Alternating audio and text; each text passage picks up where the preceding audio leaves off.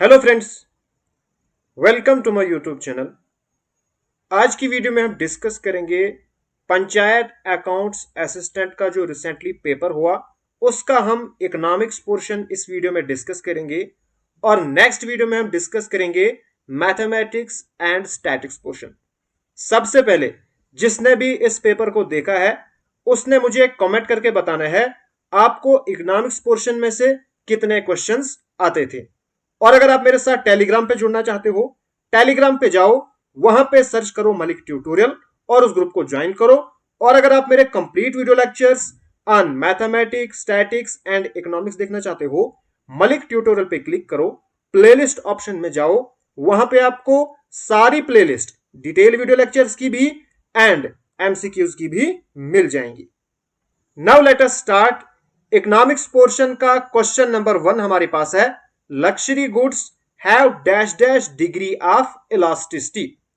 जो हमारे पास luxury good है उनके ऊपर प्राइसेस का कितना ज्यादा इफेक्ट पड़ता है, यानी जब प्राइसेस चेंज होती हैं तो लग्जरी गुड्स की जो डिमांड है वो कितनी ज्यादा चेंज होती है। नाउ यहां पे मैं आपको एग्जांपल दूंगा गोल्ड की। आजकल जो है फेस्टिवल का सीजन चल रहा है और इन्हीं दिनों लोग ज्यादा गोल्ड खरीदते हैं। क्यों? बिकॉज फेस्टिवल टाइम पे गोल्ड की प्राइसेस कम हो जाती हैं और लोग इसी का वेट करते हैं। जब भी गोल्ड की प्राइस कम होती है तो इसकी डिमांड काफी ज्यादा इंक्रीज होती है, यानी हमारे पास जो इलास्टिसिटी है वो काफी ज्यादा हाई है। हेंस हम ये कह सकते हैं luxury goods have high degree of elasticity. Hence A option is the correct answer. Second हमारे पास क्वेश्चन है, which of the following is not a method of measurement of price elasticity of demand in economics। Price elasticity of demand को major करने के लिए हमारे पास 4 method हैं। पहला हमारे पास है परसेंटेज, या हम इसको कहते हैं प्रोपोर्शन मेथड। सेकंड हमारे पास है टोटल आउटले और टोटल एक्सपेंडिचर मेथड। थर्ड हमारे पास है पॉइंट मेथड और ज्योमेट्रिक मेथड एंड लास्ट हमारे पास है आर्क मेथड। तो यहां पे हमारे पास जो बी ऑप्शन है यह है डबल मेथड। यह हमारे पास कोई भी मेथड नहीं है जिससे हम प्राइस इलास्टिसिटी ऑफ डिमांड को मेजर कर सकते हैं। Hence B option is the correct answer. Next हमारे पास क्वेश्चन है, in the short run if the price is above the average total cost in a monopolistic competitive market the firm makes. Now जब हमारे पास जो price है वो above, यानी जो हमारे पास प्राइस है वो ग्रेटर देन है एवरेज कास्ट। ठीक है, यानी कि जो हमें एक प्रोडक्ट को बनाने के लिए कॉस्ट लगती है वो कम है और प्राइस ज्यादा है। इसका मतलब हम क्या अर्न करेंगे? हम अर्न करेंगे प्रॉफिट। ठीक है, तो हमारे पास ए और बी ऑप्शन आएंगे।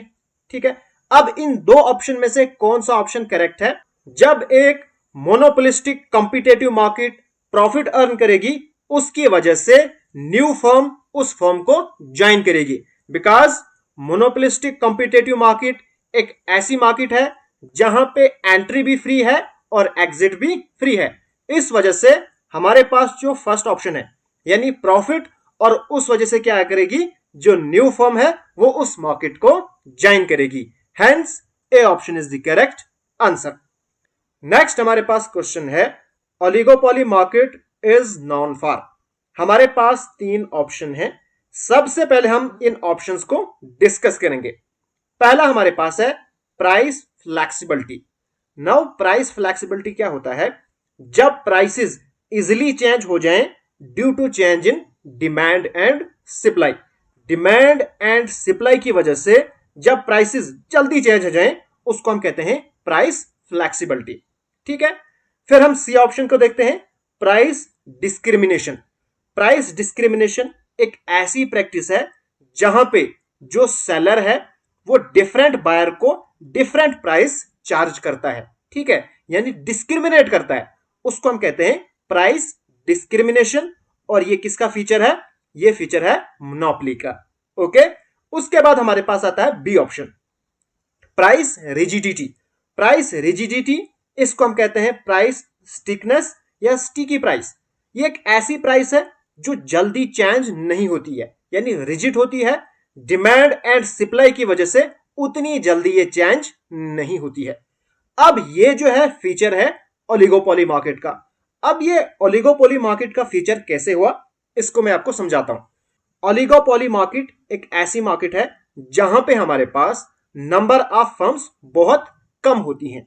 उसकी वजह से वो आपस में क्या होती है, इंटरडिपेंडेंट होती हैं, यानी एक दूसरे के ऊपर डिपेंड होती हैं। इसलिए जब भी डिमांड एंड सप्लाई चेंज होती है, उस वजह से उतनी जल्दी प्राइसेस चेंज नहीं होती है। उनको आपस में कोई समझौता करना पड़ता है, फिर उसी हिसाब से वो नेक्स्ट स्टेप उठाते हैं with regard to price.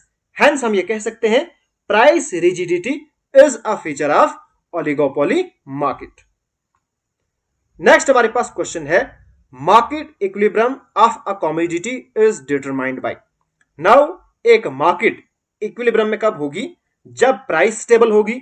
Now price stable कब होगी, जब हमारे पास डिमांड एंड सप्लाई क्या होगी, बैलेंस होगी। ठीक है, हेंस हम ये कह सकते हैं A option is the correct answer.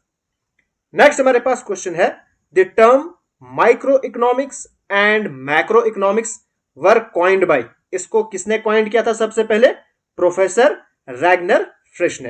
Hence C option is the correct answer. Next हमारे पास क्वेश्चन है, which of these are outside the domain of macroeconomics. Now macroeconomics एक ऐसी ब्रांच है इकोनॉमिक्स की जो स्टडी करती है इकोनॉमी एज ए होल, यानी हमारे पास इंडिविजुअल इसमें स्टडी नहीं किए जाते हैं, यानी consumer behaviour is not the domain of macro economics. ठीक है, hence A option is the correct answer. Next हमारे पास क्वेश्चन है, हायर पीपीसी यानी प्रोडक्शन पॉसिबिलिटी कर्व इंडिकेट्स। जितनी हमारे पास हायर प्रोडक्शन पॉसिबिलिटी कर्व है वो क्या इंडिकेट करेगी। नाउ हम सबसे पहले वन बाय वन ऑप्शन सबको डिस्कस करेंगे। लास्ट हमारे पास है less than full employment situation. Now less than full employment situation जो हमारे पास प्रोडक्शन पॉसिबिलिटी कर्व है, इसके अंदर वाला पॉइंट है। जैसे यहां पर पास क्या है, ए है, तो ए पॉइंट हमारे पास क्या है, less than full employment situation. और जो भी पॉइंट इस प्रोडक्शन पॉसिबिलिटी कर्व पे है, जैसे बी है, डी है और सी है, यह हमारे पास है फुल एम्प्लॉयमेंट सिचुएशन। ठीक, उसके बाद हम देखते हैं सी ऑप्शन को, more production of one item at the expenses of other.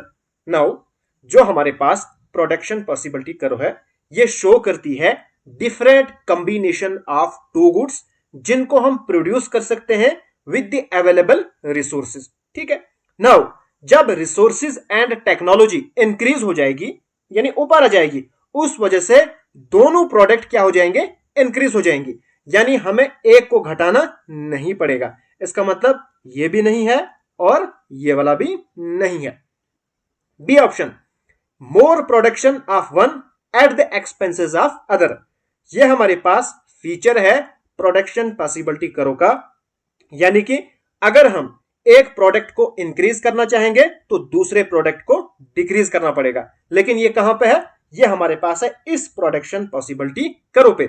लेकिन क्वेश्चन क्या कह रहा है, हायर प्रोडक्शन पॉसिबिलिटी कर्व, यानी नई जो इस ऊपर होगी ये क्या इंडिकेट करेगी, यानी अगर एक्स इस पे पॉइंट है, ठीक, तो ये इंडिकेट करेगी more production of both the things with the increase in technology or factors input.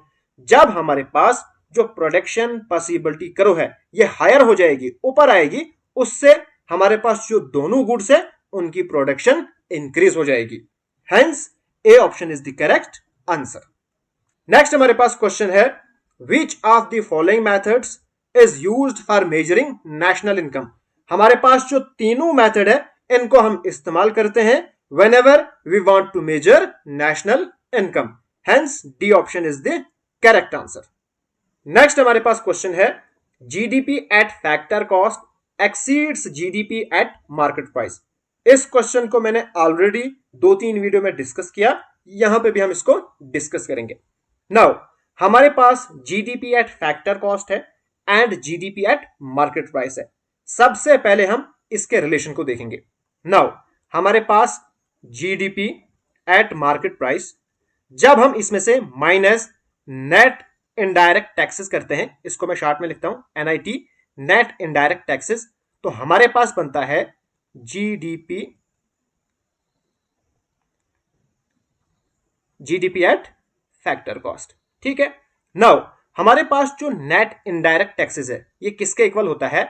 Net indirect taxes, ये हमारे पास होता है इनडायरेक्ट टैक्सेस, आईटी लिखता हूं मैं, माइनस सब्सिडी। ठीक है, नाउ जब हम इस वैल्यू को यहां पे पुट करेंगे तो हमारे पास बनेगा GDP at market price minus indirect taxes minus subsidy. ठीक है, तो यह हमारे पास बनेगा जीडीपी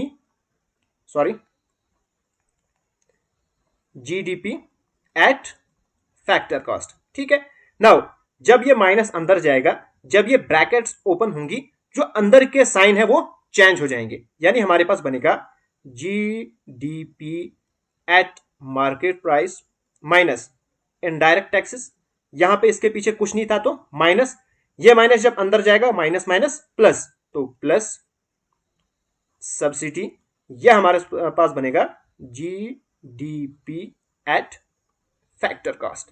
ठीक है, नाउ हमारे पास क्वेश्चन क्या कहता है? क्वेश्चन कहता है GDP at factor cost GDP at market price से कब ज्यादा होगा?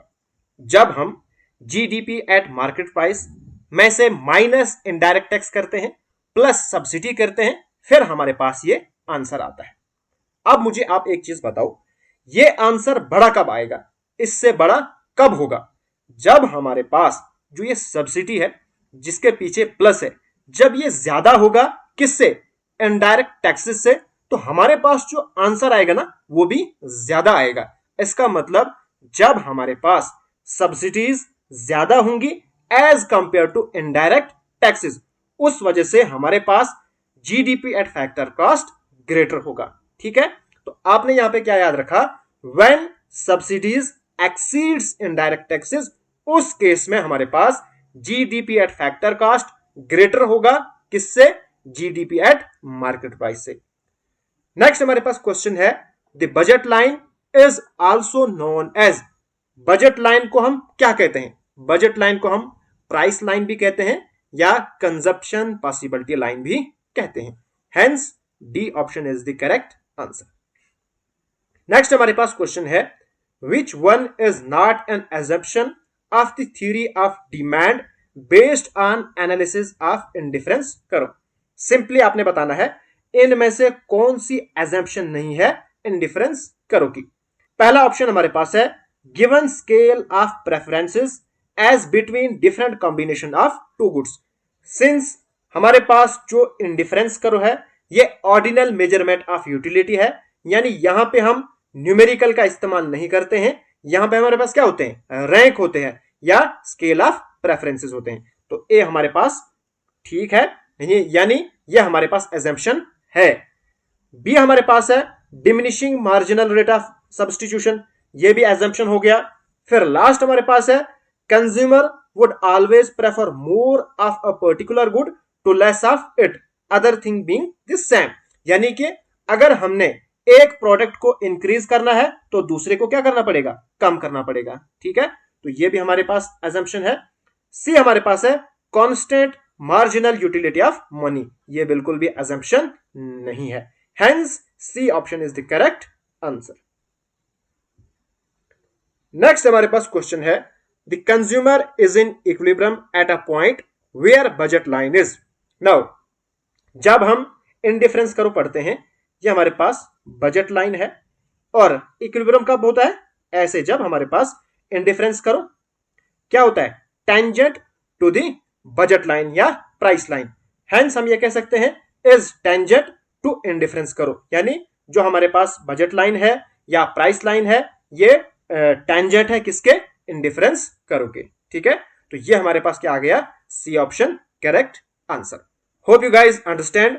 अगर आपको ये वीडियो पसंद आए तो प्लीज मेरे चैनल को सब्सक्राइब कीजिए और इस वीडियो को अपने फ्रेंड्स एंड क्लासमेट के साथ जरूर शेयर कीजिए। Thanks for watching.